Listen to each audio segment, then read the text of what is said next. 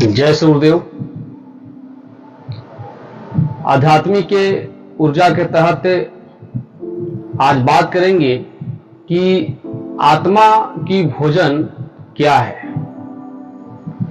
तो हमारे दार्शनिक ग्रंथों का चिंतन है कि जिस प्रकार इस पंच भौतिक शरीर को स्वस्थ रखने के लिए पौष्टिक भोजन की अत्यंत ही आवश्यकता है, उसी प्रकार इस शरीर के भीतर रहने वाले नित्य अनादि तत्व अर्थात आत्मा का भी अपना भोजन होता है।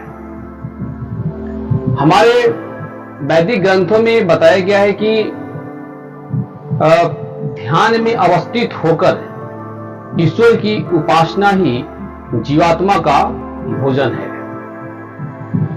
इसी भोजन से आत्मा में आत्मिक तथा आध्यात्मिक बल एवं शक्ति का संचार होता है, जिससे जीवात्मा सत्य, चित्त और आनंद के गुणों से परिपूर्ण होकर ईश्वर की आनंद की अनुभूति करने की क्षमता को प्राप्त करता है।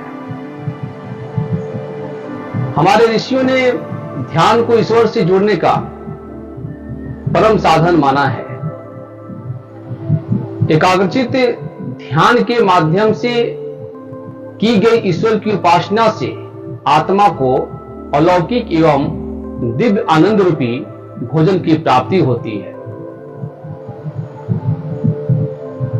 मनुष्य संसार में आकर इस भौतिक शरीर को प्राप्त करके केवल इसी की सजावट एवं संवर्धन में लगा रहता है और नाना प्रकार के अनेक प्रकार के व्यंजनों से सभी को तृप्त करने में लगा रहता है, परंतु इस शरीर के भीतर विद्यमान आत्म तत्व की भोजन से वे सदैव अनभिघ्न ही रहता है। उपासना रूपी आध्यात्मिक संपत्ति से ही आत्मा की भोजन का प्रबंध होता है। तीनों लोगों की संपत्ति में भी आत्मा की भोजन का प्रबंध करने की क्षमता नहीं है। वैदिक ग्रंथों का स्वाध्याय करके एवं उपासना के पथ पर अवसर होकर भी हम इस आत्मा को आनंद से परिपूर्ण तृप्ति प्रदान कर सकते हैं।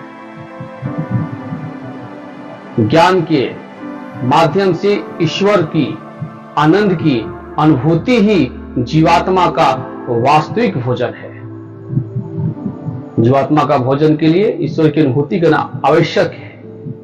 इसी दिव्य भोजन से आत्मा के अंदर आध्यात्मिक एवं साधना के पथ पर ले जाने वाले विभूतियों का उदय होता है।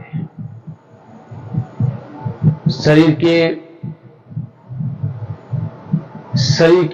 भोजन के प्रबंध के साथ साथ हमें आत्मा का भोजन का भी प्रबंध करना चाहिए। बिना इस दिव्य भोजन के आत्मा निर्बल, अशक्त, ज्ञानहीन होकर ईश्वर के सानिध्य से सदैव सदैव वंचित ही रहता है।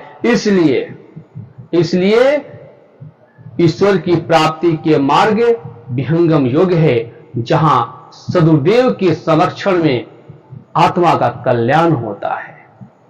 आज लाखों घरों में विहंगम योग की साधना को साधक सिद्ध कर रहे हैं और आध्यात्मिक लाभ भी ले रहे हैं। विहंगम योग की साधना ईश्वर की प्राप्ति की साधना है और यही साधना आत्मा का भोजन है। बोलिए सदगुरुदेव भगवान की जय। हम सबका संकल्प महान, स्वर्वेद महामंदिर निर्माण।